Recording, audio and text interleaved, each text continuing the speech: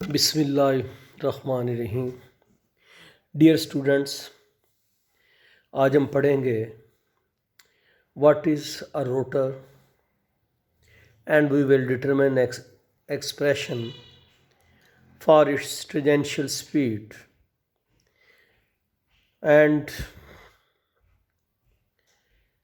a hollow cylindrical shell when rotated about its own axis is called rotor। ये definition है इसमें। थोड़ा सा मैं इसमें समअप कर दूं आपको कि ये रोटर है, एक सिलेंडर है। ये खिड़की से एक आदमी इसमें दाखिल होता है, नीचे इसकी फ्लोर है, खड़ा हो जाता है और वो जो अपनी पुश्त है वो फ्लोर की इस रोटर की दीवार के साथ जो है उसको टेक लेता है। इसके बाद रोटर जो है वो घूमना शुरू होता है, तो वो आदमी भी इसके साथ साथ घूमना शुरू कर देता है। तो एक मखसूस वेलोसिटी पर, जो कि पहले ही से प्री डिटरमिन्ड होती है, हमने पहले ही से उसको डिटरमिन किया होता है, उस पर जो फ्लोर है वो ओपन होता है। तो हम देखते हैं कि आदमी बदस्तूर रोटेट करता रहता है, अगरचे उसके पाँव के नीचे किसी किस्म की कोई सपोर्ट नहीं होती, लेकिन इसके बावजूद वो नहीं गिरता।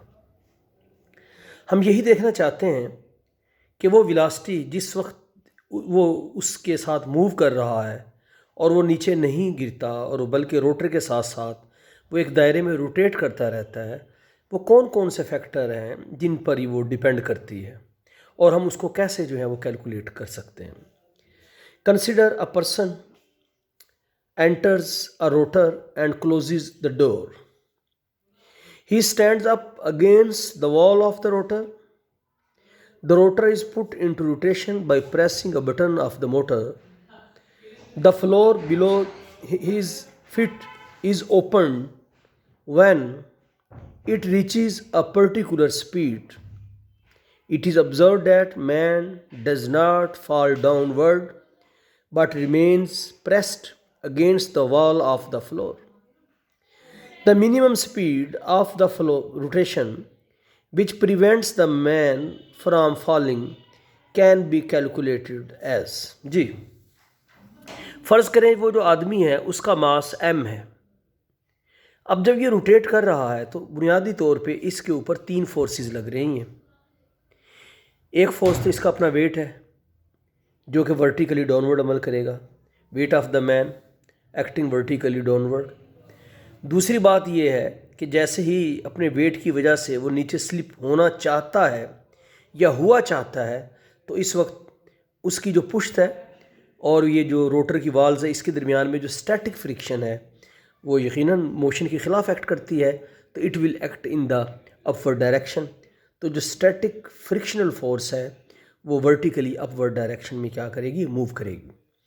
और दूसरा, क्योंकि इसने वाल को क्या किया हुआ है, प्रेस किया हुआ है, तो जो नॉर्मल रिएक्शन की फ़ोर्स है वो इस पे जो है वो लगेगी, जो कि जिसको हम n से ज़ाहिर करते हैं।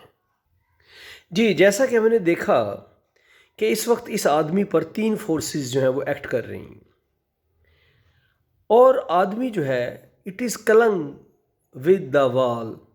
सो अपवर्ड फ्रिक्शनल फोर्स और जो डाउनवर्ड ग्रेविटेशनल फोर्स जो mg है, ये दोनों एक दूसरे के क्या होंगे, बराबर होंगे। तो हम कह सकते हैं कि Fs यानी कि static friction is equal to weight of the man mg। लेकिन हम जानते हैं कि जो स्टैटिक फ्रिक्शन है वो बराबर हुआ करती है μSn, where μS is the coefficient of static friction. जो μS है वो स्टैटिक फ्रिक्शन का कोफिशिएंट है और n क्या है, ये नॉर्मल रिएक्शन है। तो μSn is equal to mg। तो यहाँ से हमारे पास n आ गया किसके बराबर, mg ओवर μs।